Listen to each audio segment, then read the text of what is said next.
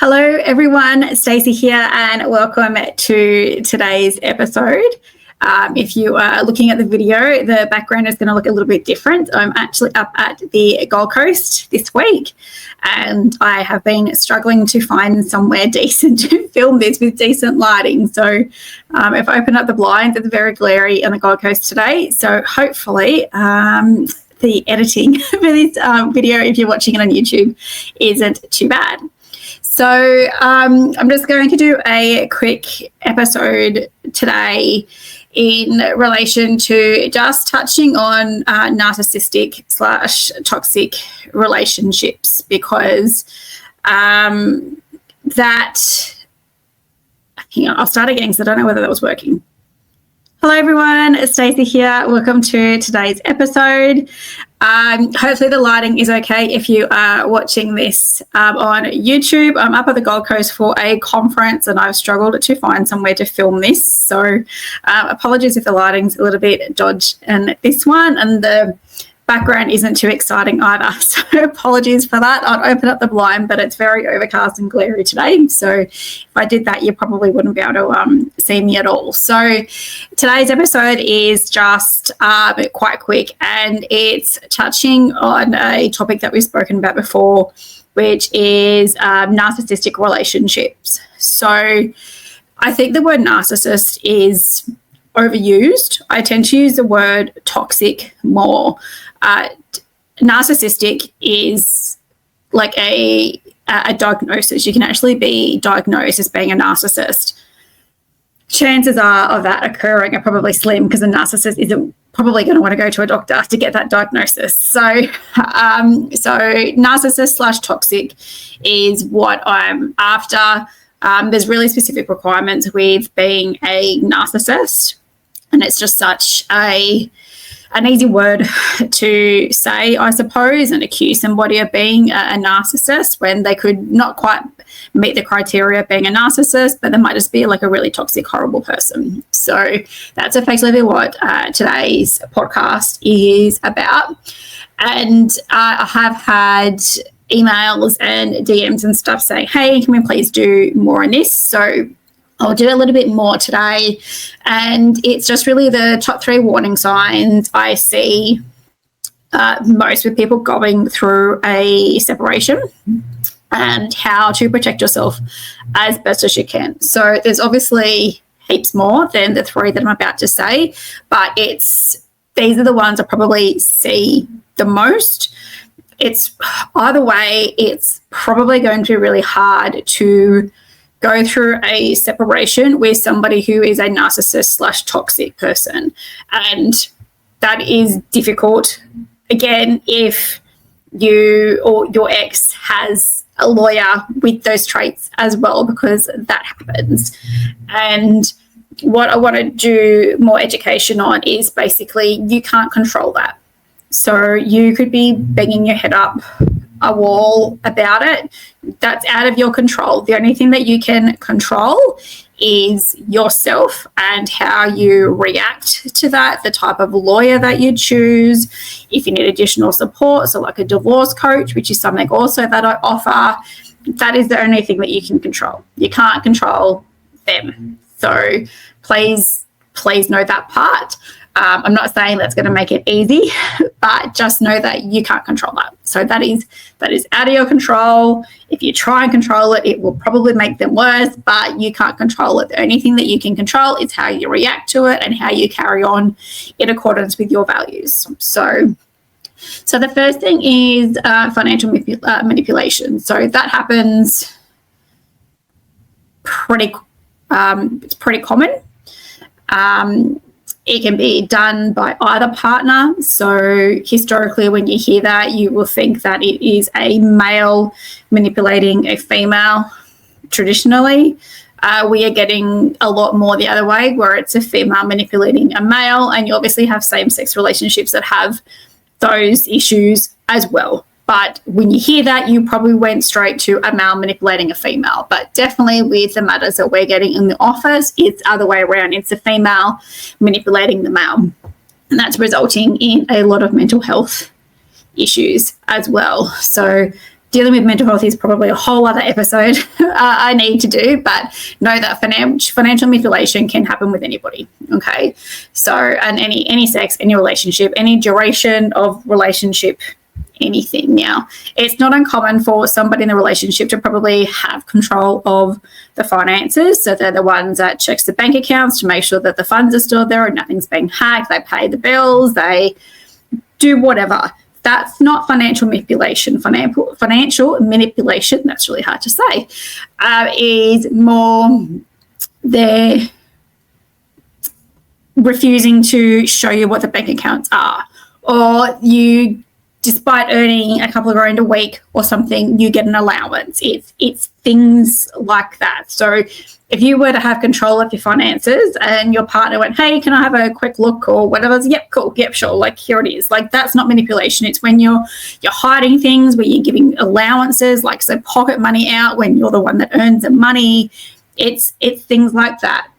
So some of the tactics could be they're delaying financial disclosure. So disclosure is a legal requirement when you go through a separation. And in my program, like we go through all of that and what documents you need and how long and whatever.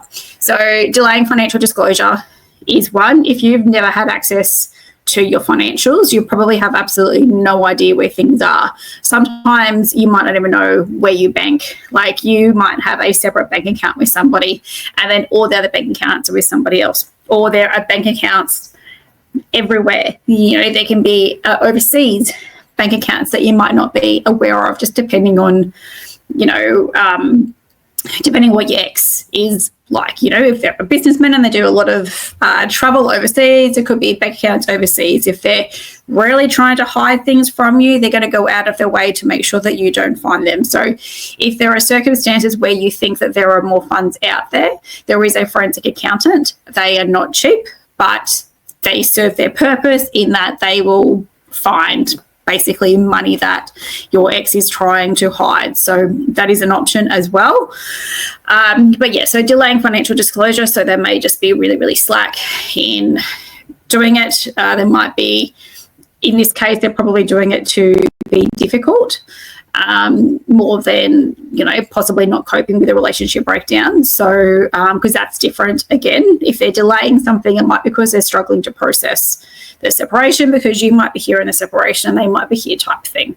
So this is more that they're deliberately delaying things, or they might be providing things, but they might not be providing everything. They might be, you know,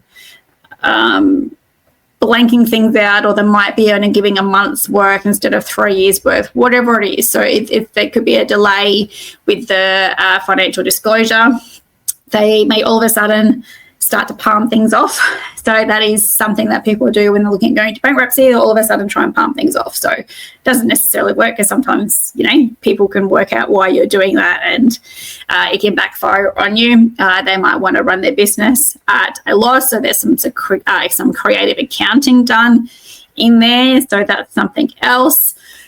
Moving money in between bank accounts. So, you know, there might be a bank account that you know about, or you become known that there is one there, and then, you know, there's a sum of money that gets transferred to somebody else, but it might have a different reference. It might be business loan, or it might be, you know, something, and all they're doing is just moving that money to another bank account. And it doesn't even have to be recent. Like, usually ask for a couple of years worth of bank statements. They could have been planning this for like 12 months prior, so it could have been a sum of money that was moved 12 months before the separation happened. So that's something else.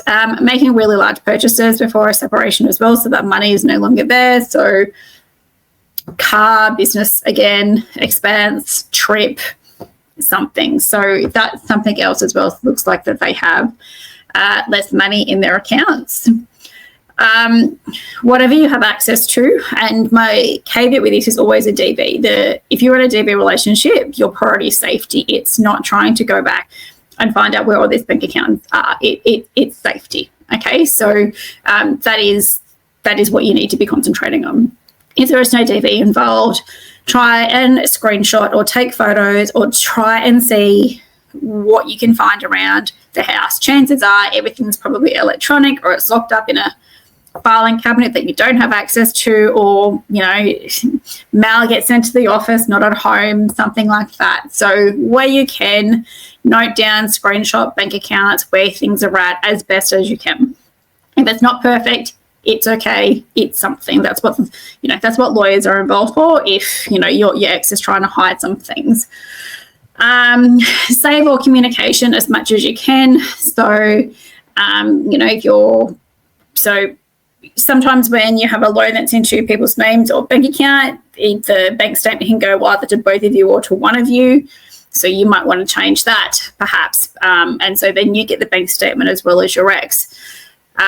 Concern with that is that if they find out that you do that, they may know that you're onto them. So there's kind of things that you can do, but there are consequences of those things that you can do as well. But again, if you can't find anything, do not panic. Like, there are ways around things. But if there are things that you can screenshot, take a photo of, write down in a financial sense, then that will be of assistance. But again, don't panic if that can't happen. The second thing we see is using children as pawns. So in family law, it's meant to be in the best interests of the children. Sometimes that happens, sometimes that does not. And if you have children, they can be used as pawns, which is, I find it's really gross. I'm not a fan of anything that's, breaking against morals or anything like that, but especially when you're trying to use your kids as pawns. We see that a lot, and it's not right. So with the kids, so it might be they're making plans and then they cancel. They may be really late. They may be discussing personal life in front of the kids. They might be introducing all these new partners in front of the children. They might be making promises that they can't keep. Yep, I'll be at that game. Don't show up. That happens repeatedly. Or it might be that, yep, I'll take you to the game, and then your child might ask, hey, where's mum, where's dad? Oh, they didn't want to come today. So he can be making snarky comments like that. Bad mouthing you to the kids as well. So similar to what I just said, look, your mum's a horrible person, your dad's a horrible person, they're making me do this. They've taken all this money from me. They don't want to attend your sporting game today because they're too busy with their new boyfriend, girlfriend. It's things like that. So kids don't need to hear that. And most of the time it's made up. So you're putting them in a situation where that's going to start affecting them for life. So again, the people that do that, it wouldn't matter what I say on here. They will probably still do that because that would be that narcissistic, toxic trait that they have.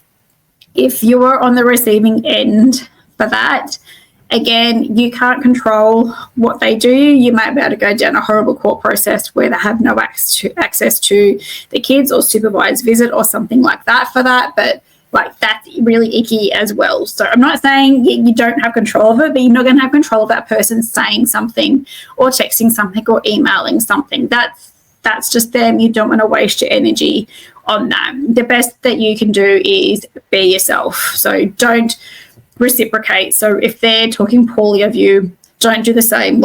Too poorly, conversations to your kids do not make a right type thing. So don't be that person.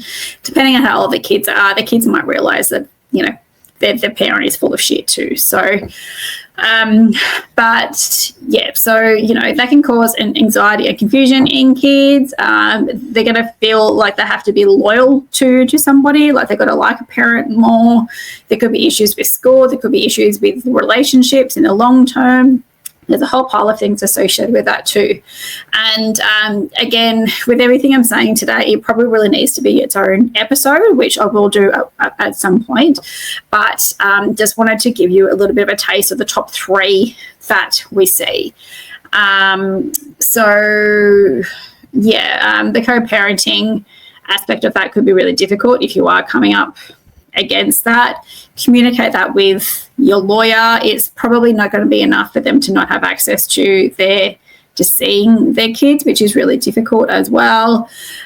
you can raise it, and then let the response from that might be you're full of crap. Like, again, I know they can get really, really gross. I'm not condoning anything, and I'm not saying that, it is how it is and you just have to put up with it. There are certain things that we can do, and I don't have time to go into what those specific things are right now.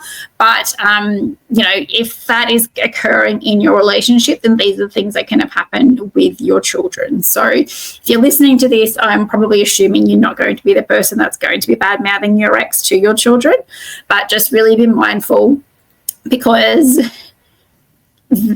and if that is happening, make sure you take notes of that as well. So if your child is coming home and saying, hey, dad or mum said this and this and this, and it's obviously wrong, you need to diarise all of that, because that will probably come in handy in your separation. But, just remember that you can't control what they say. The best that you can do is just continue being that parent. Don't try and contribute to the nastiness, I suppose, of the other parent. I know, you'll have the saying that, try and be the bigger and better person. And a lot of people hit a point, I'm like, I'm done being that person. It will honestly play out better for you than if you were not that person. But I will make sure that I do more specific episodes on what I'm discussing today. But that's something else. The other thing that we see a lot of is the good old social media smear campaigns. So, and I saw it yesterday, actually. I'm just like, yeah, all right. So, it's damaging you or the other person on social media. So it's bad-mouthing them for attention for whoever you have on Facebook. So Johnny's dad didn't show up to sport again today. Johnny's dad did this. Johnny's dad did that. Or Johnny's mum did this. Johnny's mum did that. Whatever it might be. That is not going to serve you well. Those things will be screenshot and they will be used against you if you are doing that. So, you might be contacting, so you might have mutual friends, so it's not uncommon for that. And the stories that are going to that mutual friend from yourself and your ex are probably going to be different. So don't be surprised if something happens within your friend dynamic as well. And if it does, and if they believe your ex, then they're probably not the people that you need to be around anyway. So don't be surprised if that mutual friend dynamic changes. But, workplace sabotage attempts as well is another one. So making phone calls to where you work, or some of that saying, hey, just letting you know, like I dropped the kids off last night and, all I could smell, or I picked the kids up, sorry, maybe go that way, not drop the kids off, and all I could do, like I could just smell alcohol. It was disgusting. I saw like white baggies everywhere. Like, you're going to have that stuff as well. So that can happen both within your friend group and within workplace as well. So hopefully your friends in your workplace know that is probably false. But again, if they're that manipulative person, then it may very well be that they believe them. So just anything at all that they do for that, please write it down, because it will highly likely be used in your separation if we need to. And you don't want to rely on your memory, because there's so many things going on. I know my memory isn't good at the best of times because there's so much happening up here. So you need to write things down, dates, times, people who were there, what was said, what effect that had on the kids, all of that. So make sure you keep a diary or something that you can produce if you need to use that in your separation. But obviously things like that can affect your business, your career, if you own the business, and that can cause issues with, turnover and getting clients in or whatever it might be. There can be legal implications of that as well. Defamation is incredibly difficult to prove, so you might not get down to that aspect, but it might very well mean loss in business if there are rumours going around town, especially if you're in a small town. Everybody knows everybody. I call them little Avon ladies. I've always done that before, because you go to a hairdressing salon and you find out everything. So, and if you're in a small town, that is just, it's going to escalate. It's going to happen. So document everything, screenshot everything that you can, take photos of it. Really resist the urge to probably reply to it or retaliate in the same manner that they're coming at you, because chances are that will be used against you. So they will amp you up, and they will use your reaction to them amping you up against you. So that happens. And depending on the type of lawyer that they have, and depending on the type of lawyer that you have, I know that when we get things in that are going to move the needle, I will either ignore it in the letter, or I will specifically say, look, I don't know what you were trying to achieve with that. We're not responding. It is irrelevant. We don't agree. We're not discussing this again. And most of the time it stops. If you're coming up a lawyer that's going to amp them up again, I mean, you kind of know, you usually start dealing with the same lawyers. So, but that is how I won't entertain it. I don't see the point. It's literally not going to help this matter. So why would I retaliate type thing? And I'll tell my clients that. I said, look, this has come in. I'm not even going to respond. And then some clients might want to respond to a comment in there. I'm like, okay, so do you want to pay me how much money it is to respond to that? Do you want to pay to stay in pain? Because if I respond to that the way that you want me to respond to that, that's going to come back and it's going to hurt you all over again. So if I just don't address it, chances are it won't come back to me. So I don't need to keep firing shots in letters. I just don't, that it doesn't move the needle. It's not worth the money. You don't want to have to pay to stay in pain. So, but again, not everybody is like that. So, yeah, just make sure you have that support network to deal with all of this. And again, that's something I discussed in the program, making sure that you have the right support network as well, because I did say that sometimes friends will start to pick sides, or they'll believe somebody over somebody else. Sometimes it happens with family as well. So you just need to make sure that you have that support network to lean on, but you have to make sure that you have that right support network to lean on as well. So that was probably really all I wanted to discuss today. As I said, what I discussed today, I will probably just break out into separate episodes to really go in more depth as what to happen and what tactics you might be able to use as well. Yeah,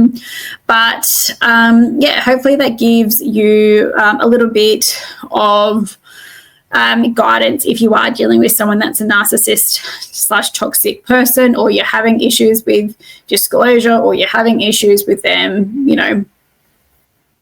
speaking badly upon you within your friends and family and business and things like that. So look, it sucks that it happens. It doesn't happen in every situation, thankfully, but it does happen. And how you respond to that is going to be your choice. But if you respond the same way that they're communicating, that is going to cost you so much more in a separation. So financially, mentally as well, you're going to be just having such an aggressive separation that is going to be an emotionally taxing spiritual thing for you. So you have to work out whether that's the way that you want it. So if it's not what you want, then really, really consider as to how you respond to that.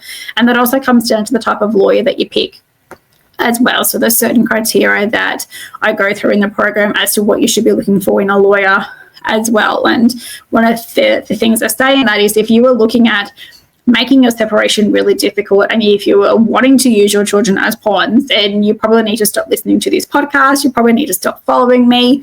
We are not your people. Like, I'm not interested in that. I don't care how horrible your situation is, or your ex, it is still not the right way to go about that. There are other things that can happen. So, but again, that is your choice. If that's the way you want to react, go for it. Nothing I'm going to say in my podcast will probably be of assistance to you, because it's going to be all the opposite. But hopefully you don't choose that path. If you do, wish you well. I'm not the person for that, but I just don't see the point in paying to stay in pain. It's going to hurt you financially, mentally, spiritually, and then you have to try and recover from that at the end of your separation. So that's probably not the the way forward, in my opinion. But again, that's completely up to you. But hopefully that's helped you with a couple of tips today if you are dealing with those in your separation. So stay tuned. I will do more in-depth episodes based on each of those topics as well. I had another 2 or 3 sitting there as well, so I will do that as well. As always, if there's anything in particular that you want me to address, please do reach out, and I'd be more than happy to do an episode on that. I do have a pile of conversations and questions that have come in, so I definitely have not forgot about those. I'm trying to prioritize as people are coming to me with wanting to hear about things, but I definitely have not forgotten them. I need to get a bit more better at batching. Otherwise, I wouldn't be having to do this from my hotel room while I'm at my conference. But so I will probably do a whole batch of podcasts soon, especially because Nina, my PA, is about to go have a baby as well. So I'll be a little bit more organised, hopefully. But yeah, please do reach out if there's anything in particular that you want me to address. Otherwise, hopefully you have enjoyed today's episode. Please share it with somebody who you might think can benefit from this episode. And as always, I hope you have a lovely day, and reach out if there's anything in particular that I can address. Catch you next time.